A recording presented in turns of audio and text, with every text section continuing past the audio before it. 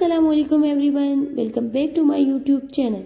آج کی ویڈیو میں ہم بات کرتے ہیں ڈائنوپروسٹون جیل کے بارے میں۔ تو سب سے پہلے اگر آپ نے ہمارے چینل کو سبسکرائب نہیں کیا، ہمارے چینل کو سبسکرائب کر دیں تاکہ ہمارے آنے والے تمام ویڈیو آپ تک بآسانی مل سکے۔ اب چلتے ہیں ویڈیو کی طرف۔ تو چلتے ہیں ڈائنوپروسٹون جیل کی طرف۔ یہ ایک نیچرل پروسٹون گلینڈن ہوتا ہے، اور اب چلتے ہیں کہ اس کو کس طریقے سے یوز کیا جا سکتا ہے۔ اس جیل کو عورت کی سروکس والی جگہ پر اپلائی کیا جاتا ہے، یعنی جب ایک عورت کی ڈلیوری ہو رہی ہوتی ہے اس وقت اس کی سروکس پر اس کو اپلائی کیا جاتا ہے۔ یہ میڈیسنز جو ہے نا پیشنٹ خود بخود نہیں یوز کر سکتے، بلکہ ڈاکٹر کی نگرانی میں اس کو یوز کروایا جا سکتا ہے۔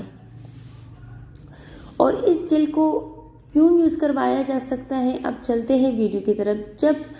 جب بھی کسی عورت کا ٹائم پورا ہو جاتا ہے ڈیلیوری کا، یعنی 39 یا 38 یا 37 ویکس کمپلیٹ ہو جاتے ہیں اور پیشنٹ کو خود سے پین نہیں سٹارٹ ہو رہی ہوتی، یا پین سٹارٹ ہو جاتی ہے لیکن اس کا بچے دانی کا منہ جو ہے نا وہ بہت سخت ہوتا ہے اور وہ نہیں کھل رہا ہوتا، اور پیلوک کی ہڈی وہ بھی ٹھیک ہوتی ہے، یعنی جسٹ بچے دانی کی منہ کا ایشو ہوتا ہے، وہ نہیں کھل رہا ہوتا، تو ایسی صورت میں آپ جو ہے نا ڈائنوپروسٹون جیل جو ہے نا وہ پیشنٹس پہ اپلائی کر سکتے ہیں۔ بعض اوقات کچھ ابورشنس کی وجہ سے بھی جو ہے نا یہ میڈیسنس آپ یوز کر سکتے ہیں، لیکن ڈاکٹر کے ہدایت کے مطابق۔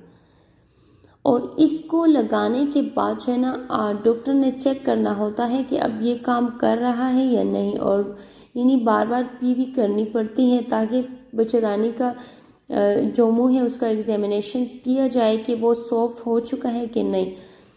اس جیل کو لگانے کے بعد جو ہے نا جو بچے دانی کا منہ ہے تو وہ ڈائلیٹ ہونا شروع ہو جاتے ہیں اور پیشنٹس کو کنٹریکشنز شروع ہو جاتے ہیں، اور بچے دانی کا منہ سافٹ ہو جاتا ہے، یعنی نرم ہو جاتا ہے۔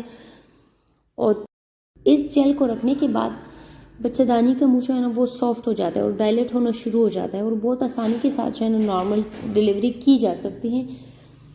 اور کئی لوگوں کی عادت ہوتی ہے کہ جب بھی کوئی ٹیبلٹ یا اس طرح کی جیل رکھوایا جائے تو انہیں جلدی ہوتی ہے کہ اب ڈیلیوری جلدی ہو جائے، تو اس چیز میں جلد بازی نہیں کرنی چاہیے، بلکہ بہت آرام کے ساتھ جو ہے نا ایسی پیشنٹس کی جن کا بچے دانی کا منہ نہیں کھل رہا ہوتا، بہت طریقے کے ساتھ جو ہے نا اس کا کام کرنا پڑتا ہے، یعنی ٹائم دینا پڑتا ہے تاکہ آہستہ آہستہ بچے دانی کا منہ کھلے۔ اس کے بعد جو ہے نا باقی پروسیجر یعنی انجیکشنز وغیرہ کا دینا جو ہے نا وہ شروع کر دیتے ہیں ڈاکٹر۔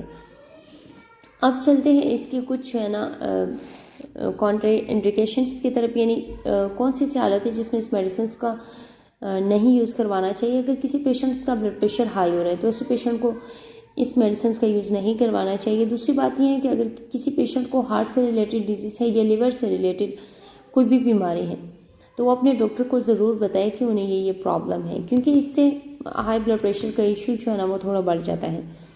اب چلتے ہیں اس کی کچھ سائیڈ ایفیکٹ کی طرف۔ تو یہ اتنے خاص سائیڈ ایفیکٹ اس کے نہیں ہیں، لیکن کچھ پیشنٹس کو جو ہے نا وامٹنگ ہو سکتی ہے، ڈائریا ہو سکتا ہے، اور گھبراہٹ سے فیل ہوتی ہے، فیور بھی کچھ پیشنٹس کو ہو سکتا ہے، لیکن یہ عارضی طور پر ہوتا ہے۔ اگر کوئی پیشنٹ ڈائریا یا وامٹنگ کے لیے میڈیسن نہ ملے تو یہ خود بخود ٹھیک ہو جاتا ہے۔